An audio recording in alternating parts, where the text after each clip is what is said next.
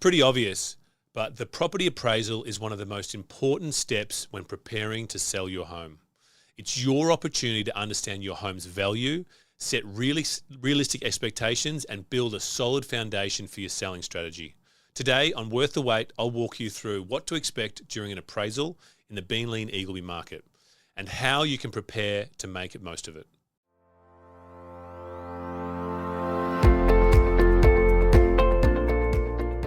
Looking to stay ahead in the Beenleigh and Eagleby property market?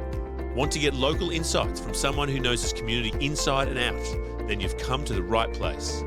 I'm Benjamin Waite, and welcome to Worth the Wait, Beenleigh and Eagleby's local property podcast, where we'll be diving into everything you need to know about real estate right here in our beautiful region.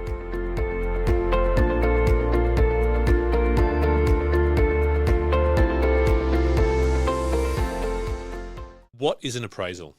Well, an appraisal is essentially what your property's worth. An agent will give you a comparative market analysis, which is essentially based what your home is worth compared to comparison sales within a 3 to 6 month window.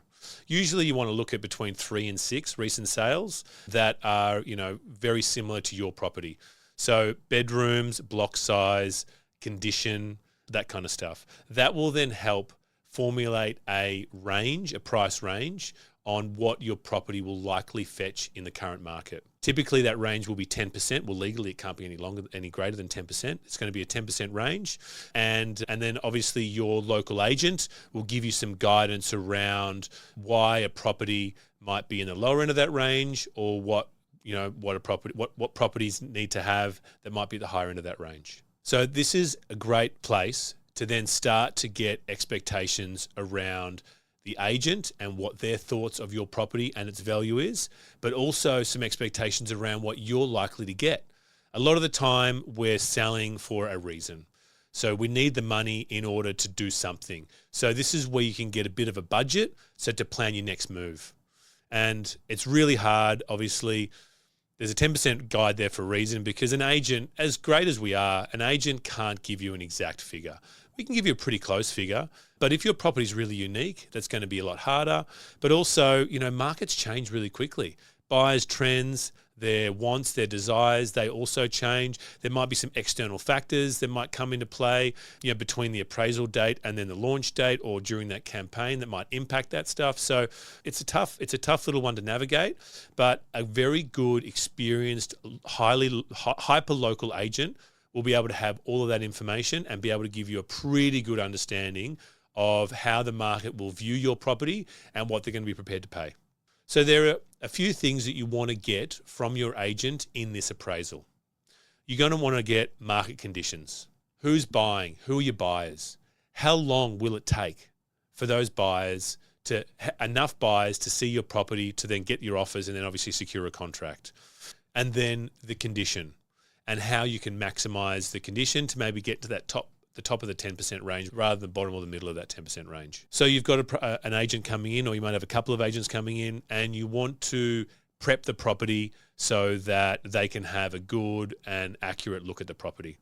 What should you do? Well, decluttering, really. Good agents will be able to look past most things. So you don't need to get them right at the end. Actually, to be honest, I prefer to come in at the start when you're thinking about selling, because there might be some tips or tricks that I can add that will help you and maximize your contract price. Because a lot of the time, if I come at the end, you may have spent some time or some effort on some stuff that probably buyers won't value. So I can kind of help channel your efforts to maximize your price.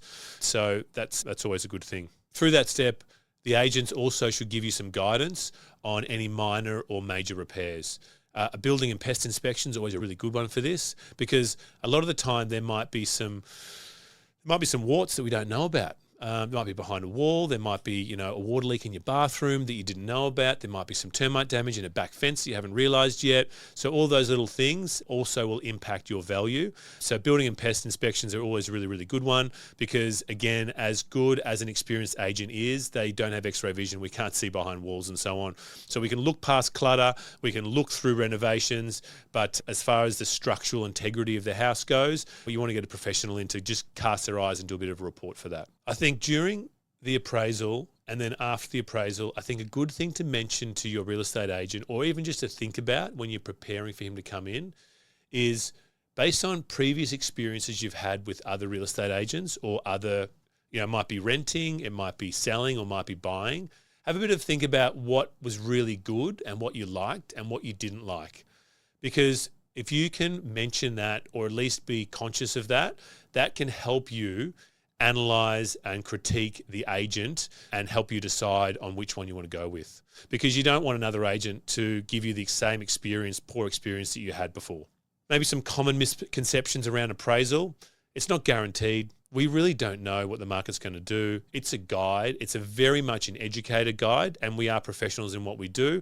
And that's why you want to get someone who has sold a lot in that area, so they know they've got their finger on the pulse and they know exactly what buyers are looking for, what they're prepared to pay, and so on. But there's nothing ever guaranteed.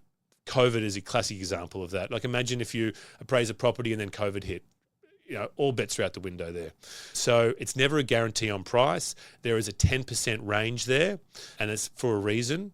Often appraisals can be sight unseen and what we call a desktop appraisal. Again, that's a guide, but a lot of the time we'll be going off historic photos. You may have had a renovation. So it's usually pretty good to try and get an agent out to your property. I don't know, it's a hassle to try and find a time to maybe get a couple of agents through, but it depends on how far you are in that selling journey. But it's a much more accurate appraisal if an agent can come out and view the property. The other myth is we don't need a finished product. As we discussed before, a good real estate agent can look past renovations, he can look past clutter, and you can kind of help communicate what the finished product's going to be. And he or she's been through a million properties. They'll be able to visualize that and then build that into their appraisal. Last and final thing, appraisals, they should be free.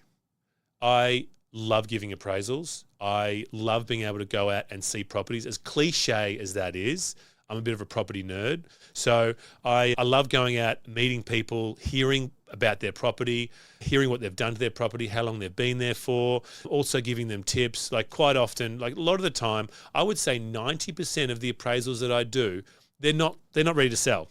They just want to know what their property's worth. They want to know what the market's doing. I'm more than happy to do that with no obligations. I can give you some tips and some tricks on renovations. I've got trades that we can help put you in contact with. I just love doing it. So some really success stories around that appraisal piece. I always try and encourage me to come in earlier in the piece. Quite often, we've come in and they're like, look, we're not ready to sell for another 12 months or so, but we're thinking about doing X, Y, Z. We don't want to overcapitalize, but we want to add value. We also want this to be a nice and fun, homely place while we're here for the next 12 months or so. What are some of the things that we can do that will add value and not waste money? So there, I love coming in at that point because I can give some guidance around what buyers are looking for, what trends are happening, what color paints are going on, what kind of formats people are looking for, what layouts. So that's really cool for me to come through. And when they've gone in, they've come back in a year and a half's time. They're like, look, we're ready to sell. The market's moved, which is great. So we obviously do an updated appraisal. And then because they've done the stuff that we've kind of spoken about over that journey, they've been able to maximize their price. And this particular client set a record in their street. So if you're entertaining selling or just want to know what your home's worth, I'd love to come in and provide you an accurate property appraisal. With my local expertise and understanding of Beenleigh and Eagleby's market, I can provide you with the insights that you need to make a confident and informed decision. You can reach me at LJ Hooker Beenleigh or online at benjaminwaite.com.au. Thanks for tuning in to Worth the Wait. And remember, when it comes to real estate, it's always worth the wait.